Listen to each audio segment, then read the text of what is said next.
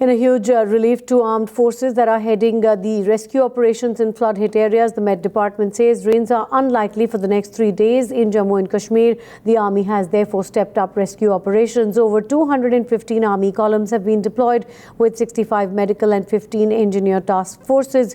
Over 22,000 people and Army personnel have been rescued from the flood-hit areas. The nature of operations is quite critical whenever it comes to the rescue.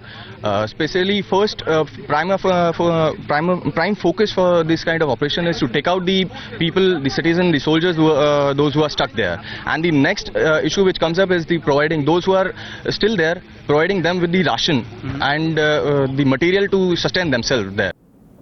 We've already seen dramatic visuals of rescue by the Indian Air Force, by the Indian Army as well. There are people, those who go down with a winching cable when people are stranded on rooftops in areas which cannot be accessed otherwise. These are the men, those who go down there with the winching cable when people are required to be pulled up. And in fact, these are the Special Forces commandos with the Air Force. They are Garuds, and I am here with the Army men, and they've also been no less in their valor and their bravery in carrying out such operations. आप ये बताइए कि आप इस chopper के ऊपर जाकर के कई सारे लोगों को रेस्क्यू करते रहे हैं, तो किस तरह से वो सारा कुछ होता है विंचिंग जब करते हैं तो? सर, जैसे ही हमारे को नीचे जितने भी उस टाइम फ्लड आया हुआ था, और उस टाइम में वहाँ पे इतनी जगह भी नहीं थी, खास करके जो हमारा ALH है, ऐसी जगह से हमारे को रेस्क्यू करना पड़ता है विंचिंग से, जहाँ पे बिल्कुल हम लैंड नहीं कर सकते। तो वहाँ पे जो 4 बंदे थे, वहाँ पे बिल्कुल थोड़ी जगह थी, खड़े होने के लिए भी जगह नहीं थी। तो वहाँ पे हमारे को विंचिंग मशीन से हमारे को इसमें सबसे पहले उसमें बुक करना पड़ता है, और ये पूरा जो ऑपरेटिंग सिस्टम होता है इसके अंदर से होता है, और इनको हमारे ही यहाँ से इसका किस तरह के हालात जहाँ पर आप नॉर्मली जाते हैं, जहाँ से डिस्ट्रेस कॉल आती है, किस तरह के हालात होते हैं नॉर्मली वहाँ पर जब आप लोगों को वहाँ से खींचते हैं? तो वहाँ पे सर वो जगह जहाँ पे बिल्कुल हेलीकॉप्टर लैंड नहीं कर सकता, यहाँ पे बिल्कुल हम उसके पास भी नहीं जा सकते, तो हमारे बिल्कुल एक डिस्टेंस से हाइट से रख के वहाँ से विंचिंग मशीन से हम अपने आप को हुकअप करते हैं, और वहाँ से ऊपर से ऑपरेटिंग करके विंच मशीन से हमारे को नीचे उतारा जाता है।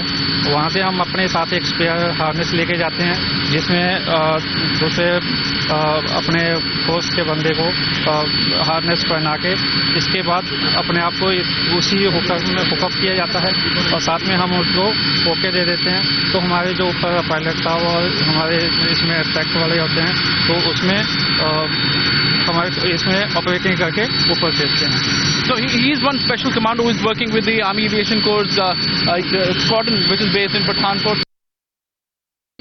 आपने अभी तक जो रेस्क्यूज करे हैं उसमें बॉर्डर के ऊपर भी एक रेस्क्यू करा था जहाँ पे BSF के जवान थे, उसके बारे में कुछ बताइए जरा, किस तरह से वो सारा कुछ हुआ? सर, हमारे एयरक्राफ्ट के अंदर रेस्क्यू जो मशीन लगी होती है, तो हमें जैसे ही मैसेज मिलता है शॉर्टली हमें वहाँ पहुँचना होता है। उस दिन भी ऐसा हालात थे, हम लोग जैसे वहाँ पे पहुँचे हमें बताया गया कि 4 पर्सन ऐसी जगह फंसे हुए हैं जिनको निकालना बहुत ही जरूरी है। BSF के बारे में? They are all of BSF। तो बाकी बंदे उन्होंने थोड़े से सेफ जगह पे थे, उन्होंने हमें इंडिकेट किया कि आप इस तरफ जाइए। तो हमारे जो पायलट लोग थे उन्होंने इंडिकेशन कलेक्ट किए, वो वहाँ पे जाके एयरक्राफ्ट को बिल्कुल स्टडी किया।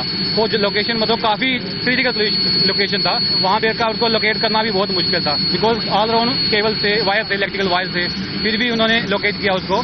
तो उसके बाद हमारे पास जो स्पेशल फोर्सेज के बंदे सिपाही हमारे पास, उनको हमने नीचे दिया 1 बाय 1 करके उनका एमुनिशन और उनके पास जो भी उनके कैरियर्स थे, LMG वगैरह थे, पूरे निकाले हम लोगों ने। तो उस साहब ने, हमारे जो कमांडिंग ऑफिसर साहब थे, उन्होंने उनके पास एक विंच कंट्रोल था, उन्होंने उसको प्रॉपर उसको लोकेट करके एक मैसेज लेके उनको ऊपर उठाया, और हमने बंदों को 1 बाय 1 करके ऊपर लिया। तो अप्रोक्सीमेटली वी हैव 74 पर्सन को हमने एवैक्यूएट किया। Out of them 4 was very critical situation. So these are the people those who are instrumental in carrying out such rescue operations, which are daring in nature, and it really takes guts of steel to carry out such operations. These are the men of the Army Aviation Corps, and some of them are special commandos those who slither down that winching cable and pull out people in order to save every single soul that is in distress.